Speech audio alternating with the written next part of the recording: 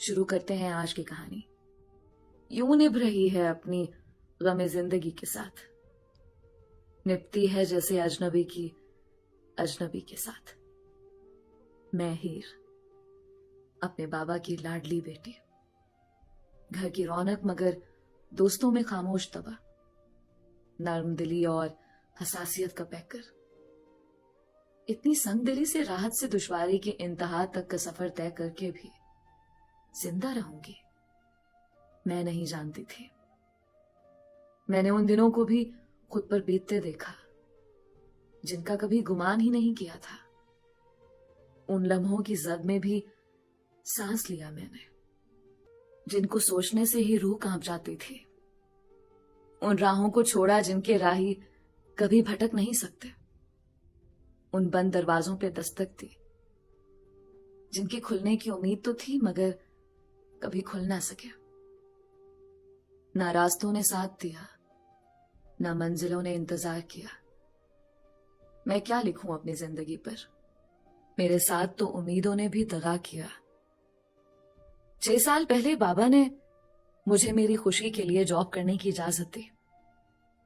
اس وقت جاب کرنا میری خوشی تھی، لیکن وقت نے اس خوشی کو بھی میری مجبوری میں بدل دیا. بابا کی طبیعت خراب رہنے لگی اور میں اس جاب کے ذریعے چھوٹے بہن بھائیوں کی پڑھائی اور گھر کا خرچ اٹھاتی تھی. یہ جاب ایک طرف تو میرا روزگار تھی، مگر دوسری طرف کہیں قسمت کے دھاگے بننے کا کام بھی کر رہی تھی. اور دھاگے بھی وہ جو سدا الجھے ہی رہے اور کبھی سلجھ نہ سکے. ہوا کچھ یوں کہ اسی جاب کے دوران ہمارے سٹاف کی ایک میٹنگ رکھی گئی.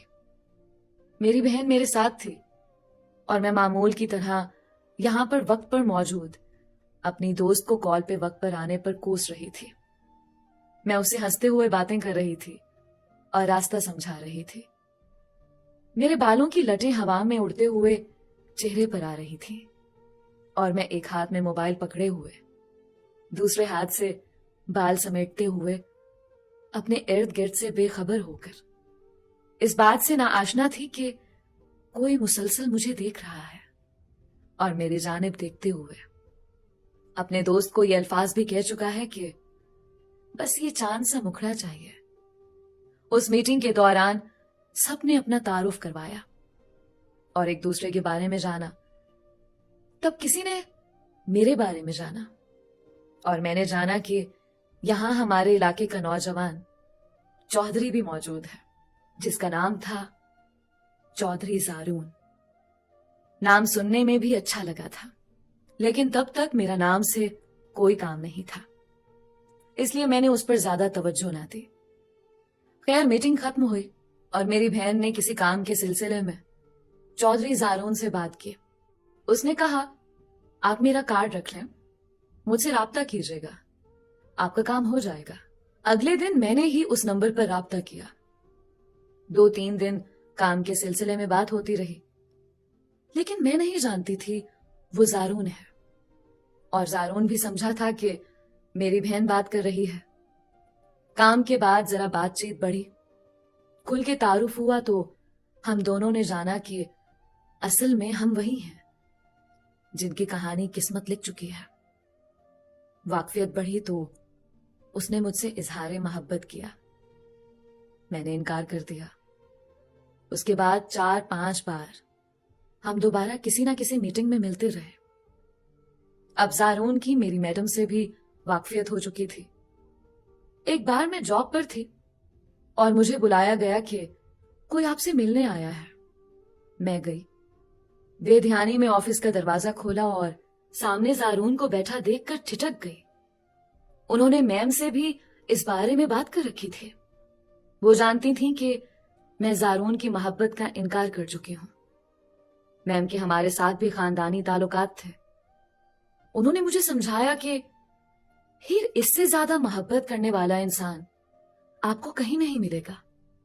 میں آپ کے ساتھ ہوں، آپ مان جاؤ. بالآخر میں نے یہ سوچتے ہوئے زارون کی محبت کا جواب محبت سے دینے کا فیصلہ کر لیا کہ میم سب سنبھال لیں گی. اس دن گھر جا کر میں نے ماما سے بھی بات کی اور اس سے پہلے کہ ماما بابا سے بات کرتی 1 سال گزر گیا۔ خیر، اب بات آگے بڑھی۔ زارون ہر روز مجھ سے ملنے آفس آیا کرتے، ہم مل کے ناشتہ کرتے، دن رات باتیں کرتے، رات ویڈیو کال کرتے جو صبح تک چلتی، اور صبح فجر کے وقت میں جاگتی تو تب بھی وہ مجھے دیکھ رہے ہوتے تھے۔ نیند سے بیدار ہوتے ہی پہلی آواز کان میں پڑتی، اٹھ گئی میری جان۔ ہر روز تیار ہو کر میں زارون کو تصویر بھیجتی۔ اگر کبھی لڑائی ہو جاتی تو اسی دن ہم ایک دوسرے کو منا لیتے، اگر نہ مناتے تو مجھے بخار ہو جاتا۔ وہ میرا ہر طرح سے خیال کرتے۔ انہوں نے مجھے سارا شہر گھمایا، شہر کا ہر راستہ مجھے زارون نے ہی دکھایا، جو مجھے آج تک یاد ہے۔ لوگ ہماری محبت کی مثالیں دیا کرتے، ہر دیکھنے والا کہتا کہ ہم دونوں ایک ساتھ بہت اچھے لگتے ہیں۔ ایسے ہی 4 سال گزر گئے۔ دراصل زارون کی امی نہیں تھی اور اس کے بابا کی طبیعت خراب رہنے لگی تھی، جس وجہ سے وہ چاہتے تھے کہ اس کی شادی ہو جائے۔ گھر میں شادی کی بات ہوتے ہی زارون نے میری ماما کو شادی کا کہا۔ ماما نے بتایا کہ بابا نہیں مانے۔ اس نے ماما کی منتیں کی، ہاتھ جوڑے اور التجا کی کہ انکل کو شادی کے لیے راضی کرے۔ زارون میری پہلی اور آخری محبت تھا۔ اس کو حاصل کرنا صرف میری زندگی کا مقصد ہی نہیں تھا، بلکہ اس وقت وہ میری روح کی ضرورت بھی بن گیا تھا۔ اس نے مجھے گھر سے بھاگنے کا کہا۔ میری بہن، سہیلیاں، کولیگ سب کہتی تھیں کہ تم دونوں چلے جاؤ، ہم تمہارے ساتھ ہیں۔ ہم نے ملک سے باہر جانے کا فیصلہ کیا۔ میں بھی اس کو پانے کے لیے جانا چاہتی تھی، لیکن میرے ذہن میں صرف اور صرف اپنے ماما بابا کی عزت کا خیال تھا۔ لوگ بابا کو طرح طرح کی باتیں کریں گے، اور بابا تو بیٹی کے باپ ہونے کے جرم میں جیتے جی مر جائیں گے۔ دوسری طرف گھر میں صرف میں جاب کرتی تھی، اور اگر میں چلی گئی تو گھر والوں کا کیا ہوگا؟